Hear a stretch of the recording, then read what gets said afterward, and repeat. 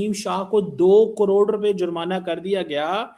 गेंद चबा रहा है, कोई ब्लेड मार रहा है, कोई खिलाफ बातें कर रहा है, कोई बिरयानियां खा रहा है। ये टीम रही है कि ये टीम का क्या करना है यार? ये किस तरह के काम करते हैं? ट्वीट किया जी कि जो भी ने मरियम नवाज साहिबा के बारे में बोला, जो भी ने कहा, अगर आप इतने तकड़े थे, उतने आप ताकतवर थे, और अगर आपको इतना हुआ महसूस, तो आप ट्वीट आपने डिलीट क्यों किया? यार आप 10 लाख का लगा दो, 20 लाख का फाइन लगा दो, लेकिन 20 मिलियन चीमा साहब, उस बेचारे की तनख्वाह नहीं इतनी है, 3 मिलियन की तनख्वाह है। और चीमा साहब हमारे सेंट्रल कॉन्ट्रैक्ट ए है, एक ए ग्रेड के खिलाड़ी जो बाबर आजम है, वो जो है वो 40-45 लाख रुपए लेते हैं। तो फिर ये बेचारा 3 मिलियन से जो गुजारा कर रहा है सालाना कॉन्ट्रैक्ट, जिसका 30 लाख तनख्वाह है इसकी साल की, तो इसने कहां से देने हैं इतने पैसे? इनकी अपनी टोटल नेटवर्थ नसीम शाह की 15 करोड़ हो, 16 करोड़ हो, तो वो बेचारा 2 करोड़ सुन के खुद भी शॉक्ड होगा। और मुझे पता चीमा साहब कि अगर 2 करोड़ अगर देना पड़ जाए नसीम शाह को, तो नसीम शाह सोशल मीडिया बैठ कर रोना शुरू कर दिया। ऊपर से पीएसएल इनसे संभाला नहीं जा रहा है, देखा रहे ओवरऑल तो बॉल टैंपरिंग इधर चल रही है, शायकीन क्रिकेट इधर नहीं आ रहे हैं, मतलब क्या इधर चीमा साहब अब देख रही। दूसरी तरफ चीमा साहब मैं देख रहा था, पढ़ रहा था, इतनी तेज क्रिकेट इंडिया के अंदर खेली जा रही है आईपीएल के अंदर कि 2008 से लेके 2023 तक आईपीएल में 133 टाइम्स जो है 200 प्लस स्कोर हुआ है। लेकिन चीमा साहब 2023 से लेके 2026 तक, मतलब इन 4 सालों में आईपीएल में 134 टाइम्स जो 200 प्लस स्कोर हुआ है। इट मींस कि हमारे इधर जो उधर आईपीएल जो है चल रहा है, उधर 200 तो कुछ भी नहीं है ना, 200 एक नॉर्मल टारगेट है। और चीमा साहब परसों से पीएसएल शुरू हुआ है, 3-4 दिन हो गए, बल्कि पीएसएल जब से शुरू हुआ है सिर्फ अभी तक एक दफा 200 प्लस स्कोर हुआ है। एक दफा चीमा साहब 5 मैचेस हो चुके हैं और एक दफा 200 प्लस स्कोर हुआ है। आईपीएल के दोनों पहले मैचेस में 200 प्लस स्कोर किया है। लेकिन हमारे इधर क्या है, हमने अभी भी वही टुक टुक वाली 170 180 वाली क्रिकेट जी। हमारे अभी तक वो माइंडसेट नहीं चेंज हुआ कि हमने भी कुछ बल्ला चलाना है, हमने भी कुछ छक्के मार। बाद में बोला जाता है इंडियन प्लेयर्स के बल्लों के अंदर स्प्रिंग है, सर तो ही स्प्रिंग ला लो तो ही छक्के मार लो। साढ़े दुनिया में अलग स्प्रिंग डालते हैं उनके बल्लों में, आप भी बना लो स्प्रिंग वाले बल्ले जी। इंडियन जो बैट्स हैं वो बड़े हाई क्वालिटी के होते हैं, आप भी वो लकड़ी ढूंढ लो कौन से वो लकड़ी से बल्ले बनाते हैं। उधर रोहित शर्मा चीमा साहब फास्टेस्ट उसने 50 की अपनी कैरियर की आईपीएल, मतलब कि एक लड़का मैं बोल रहा हूँ, एक आदमी जो रिटायर हो चुका है टी20 क्रिकेट से, वैसे भी हिटमैन बोला जाता था, लेकिन उसने दिखा दिया कि वो हमारे बाबर आजम से भी ज्यादा फिट है। वो विराट कोहली हर नए मैच में मुझे दिखाता है कि वो अपने यंगस्टर से ज्यादा भी फिट है। और पाकिस्तानी जो प्लेयर है चीमा साहब, ना इनकी बॉडी है, ना इनके बाइसेप्स है, ना इनके डोले हैं, ना गाले, ना बात, ना इन्हें पजा जाता है।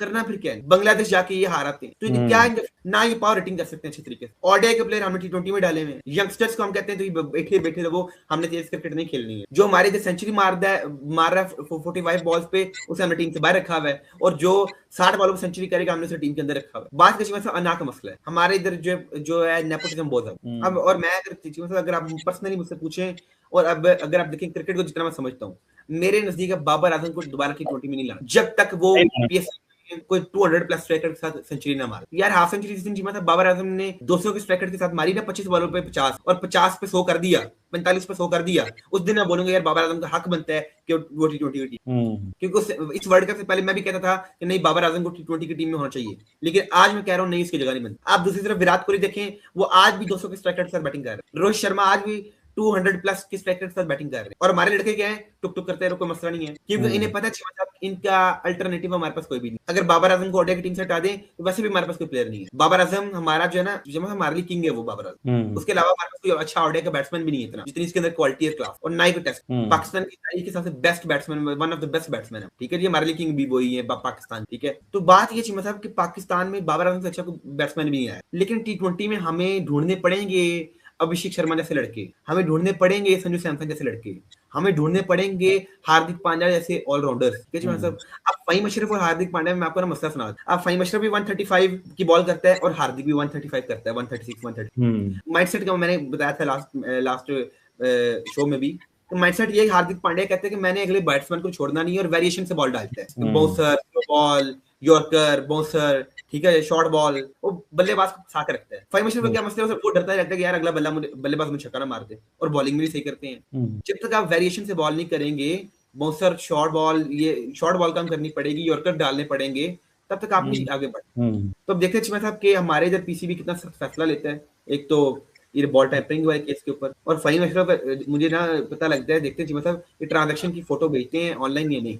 2 करोड़ के फाइन। अगर 2 करोड़ फाइन लिया रहता है तो पता लग जाएगा हमें भी, और वो लिया तो जाना चाहिए नहीं। ये पीसीबी ने अवाम को ट्रक की बत्ती पीछे लगा, और जो बाकी प्लेयर्स उन्हें डरा दिया कि जी आज के बाद कोई ट्वीट ना हो, हेलो ठीक है ना, सबको समझा भी दी। और चीमा से दिन महज से आवर्स जो है, मेरा 1-2 घंटे बाद ही नसीम शाह का ट्वीट भी डिलीट हो गया, ठीक है जी। तुम इतना कोई भी जैसे भी पीसीबी कंप्रोमाइज ही करता है इस तरह की बात पे, और ना ही करना चाहिए, और ना ही किसी प्लेयर को अलाउ होना चाहिए कि आप कोई भी पॉलिटिकल ट्वीट हो, सियासी ट्वीट आप करें ऐसे ही, ठीक, और ना ही करेगा इंशाल्लाह। मुझे उम्मीद तो यही है कि आगे से ना करे, और इंडिया में कोई भी नहीं करे। प्लेयर से काम है क्रिकेट खेलना, ना कि सियासत करना। और हमारी टीम में भरी हुई चीजें सब देखा जाए तो वकार यूनुस भी सियासत करता था, उमर अकमल को बड़ा तंग किया गया। मतलब मैं आज भी मतलब एक नया इंटरव्यू आया उमर अकमल का, उसने कहा वकार यूनुस ने मुझे ना पता नहीं कुछ धमकी दी, और उनके सामने मिसबाउल हक, मोहम्मद हफीज और ये ना T20 और ओडीआई के कैप्टन, और वकार यूनुस ने मुझे धमकी दी कि मैं तुम्हें क्रिकेट नहीं खेलने दूंगा। और कहता है मिसबा भाई और हफीज भाई ने मेरी तरफ आंख भी नहीं मिलाई और मेरे तरफ देखते ही नहीं आए, और जानबूझ के क्रिकेट टीम से बाहर निकाला। ये तो जुल्म कर बैठे हैं हमारे कोचेस भी, हेड कोचेस, क्योंकि इतना बड़ा बॉलर नाम है वकार यूनुस, लेकिन क्या बात है, मैं सियासत करूंगा टीम में, मैं डॉन हूं इधर। अपने आप को डॉन समझना शुरू कर देते हैं ना, ये जब बड़ा कोई नाम कर लिया, काम कर लिया थोड़ा सा ऐसे ही, तो फिर जी मतलब डॉन नहीं बना जाता है। आप देखिए राहुल द्रविड़ कितना अच्छा आदमी, कोच मिला इंडिया को, ठीक है जी, उसने टीम की बेहतरी का काम किया, रवि शास्त्री ने टीम की बेहतरी के लिए काम किया। आज गौतम गंभीर भी कुछ ना कुछ तो कर ही रहे हैं ना, उनकी जब से वो आए हैं एक चैंपियंस ट्रॉफी जितवा दी, एक वर्ल्ड कप भी जितवा दिया, कुछ तो किया उन्होंने, लेकिन हमारे कोच के कुछ भी नहीं कर रहे। और चीमा इतनी बड़ी आप देखें हमारे ना पाकिस्तान में ना अवाम का प्रेशर अक्सर ना गलत फैसले करवा देता है, और पीसीबी भी दिमाग से फैसले लेता है, दिल से फैसले। अब गैरी हमारे यहाँ 2024 का जब वर्ल्ड कप हुआ, पाकिस्तान की टीम फ्लॉप हो गई, और तब गैरी क्रिस्टियन पाकिस्तान के हेड कोच थे, और वो नए आए, और उनका ये पहले उन्होंने कहा ये टीम जो मैंने अभी मेरी टीम नहीं है, मुझे पता नहीं है कि पहले पिछले कोच ने क्या टीम बनाई, तो मैं यकदम इतने बड़े फैसले नहीं लूंगा, इस टीम के साथ मैं वर्ल्ड कप में जाऊंगा, इसके बाद मैं चेंजेस करूंगा। वर्ल्ड कप खत्म हुआ, उसे निकाल दिया, उस बेचारे ने तो टीम भी नहीं बनाई, और नया आया था। मतलब कि जो अच्छे प्लेयर हमें अगर हेड कोच मिल भी गया था गैरी क्रिस्टियन को हमने निकाल दिया, मतलब कि यहाँ तक काम। तो हमारे इधर कोई फ्यूचर नहीं है क्रिकेट का, जिस तरह काम हम कर रहे हैं। हेड कोच हमारा अच्छा नहीं है, माइक ऐसे पता नहीं कहाँ से उठा के ले आए हैं, मुसल्लत किया गया मतलब ये हेड कोच भी हमारे ऊपर, ना इसका कोई फ्यूचर है, ना कुछ सोचता है, ना देखता है कोई फैसला भी। बस सुबह उठा तो बूढ़ कैसे है जी, मोहम्मद आरिफ ने चाय पिला दी थी, चल मोहम्मद आरिफ तो टीम में, आगा जी ने कॉफी पिला दी, आगा तो भी टीम में, एक कोई बिरयानी ले आया तो भी टीम में। तो मतलब इधर तो ये काम चल, जिसने कोच की खिदमत की वो टीम में आ जाएगा, और टैलेंट पीछे रह जाएगा, और इस तरह काम भी करते रहते हैं। अपनी सुना कल वो चक मारने पे, ब्लेड मारने पे उनको भी 2 मैच का फाइन कर दिया गया है, या कर दिया जाएगा कुछ? अभी तक कोई फाइन नहीं हुआ फहर जमान के ऊपर, ना बैन लगा है, लेकिन कहा जा रहा है कि अगर ये साबित हो गया तो मे भी फहर जमान के ऊपर 2 मैचेस का बैन लगा। लेकिन फहर जमान बार बार डिनाई कर रहे हैं कि मैंने इस तरह कुछ भी नहीं किया।